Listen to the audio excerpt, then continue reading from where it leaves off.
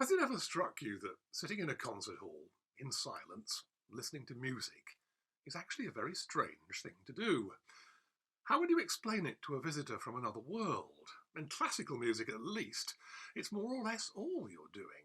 You're listening to patterns of sounds, woven by a composer, brought to life by musicians, often for quite long time spans, mostly with no words or pictures.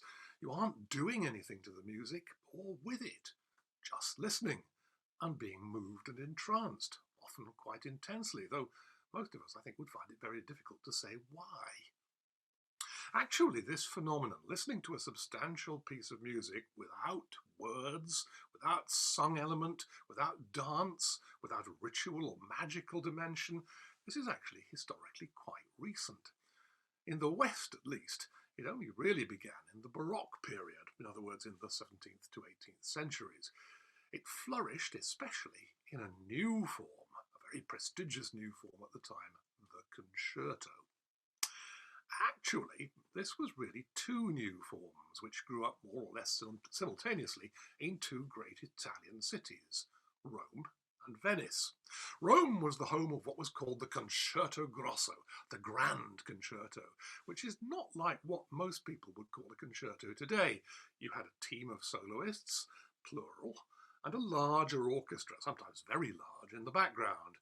Sometimes one would forefront, sometimes the other, but it's more like changes in perspective or camera angle. Solo voices, then fuller, richer voices, but often playing more or less the same music. But Venice has always been proudly independent on its little man-made island, and it's always been particularly keen to distinguishing itself from anything that happened in Rome. And it was in Venice that another form of concerto developed, which is essentially still the archetype of the concerto today.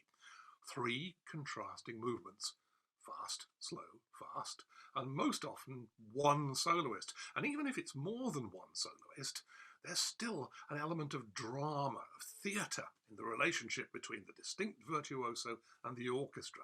This is now central, this relationship. It's a dynamic relationship. The centre is the starry celebrity figure of the soloist. He, or perhaps she sometimes, is a kind of wizard, not just performing astonishing technical feats like an acrobat, but also in the process bewitching the audience. And the big name in the Venetian concerto was Antonio Vivaldi. It's a sign, I think, of just how big he was that he's still an incredibly big name today. Apparently, Vivaldi was almost as exciting to watch as he was to hear. And his most famous set of concertos, the Four Seasons, is a collection of, well, 4 concertos in 3 movements: spring, summer, autumn, and winter.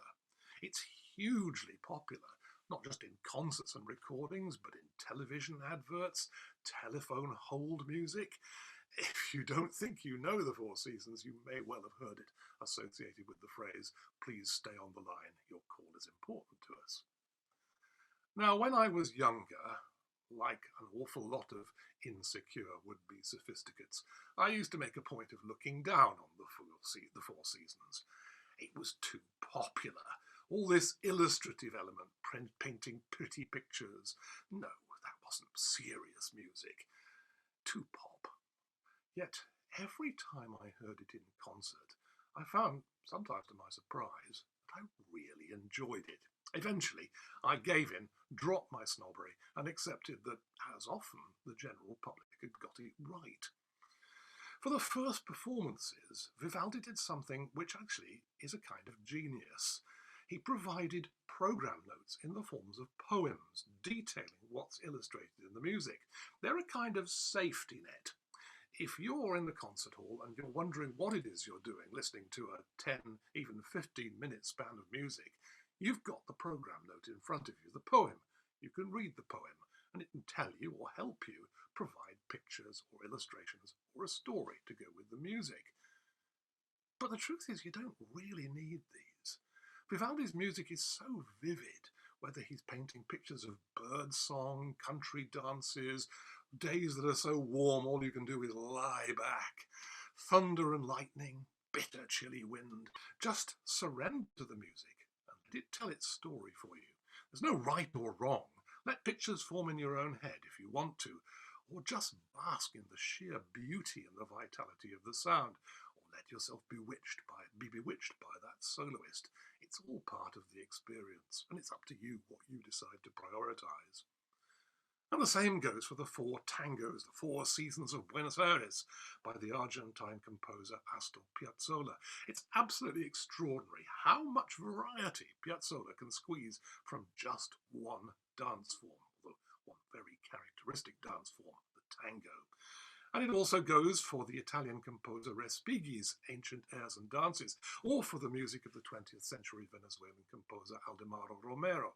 All this music is saturated in the moods and colours of the warm south, of the popular dances, of the spirit of the Italian Mediterranean or Latin America. It really does promise to be a delight to listen to.